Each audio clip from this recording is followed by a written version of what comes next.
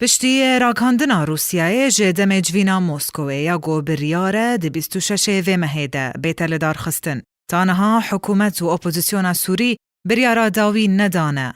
جبرگو موسکوی شاندان وک کسایت و خوندیه. کوالسیون اجتماعی اپوزیسیون سوریه چوینا موسکوی رد دکه و کار خود دکه جبو جوینن قاهره. یا گو ناو لیدکه گفتگویا سوری جبو گهشتن بو کیانک سیاسی یک بوی.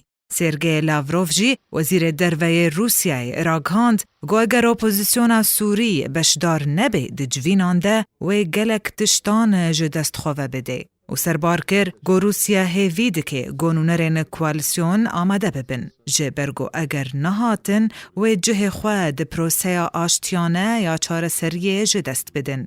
او دمکی ده گو صالح مسلم سکرتره پارتیا کیتیا دموکراتیک پیده و بشدار ببید وان جوینان ده. لگور روژاوا نیوز گو هن جدرین کردی راگهاندنه گو مسلم و بشداری جوینن موسکوی ببه. و بویه که تانها مسلم و شپیلا آواکرنا دولته و هن گروپین دنین سوری آمده خواه دربرینه با جوینا موسکوی. دسته هماهنگی جی یا گو مسلم اندام تیده تانها تو هلوست ندایه لسر بشدار بوناوی دجوینن موسکوی ده. بهار امین درویش، آرک.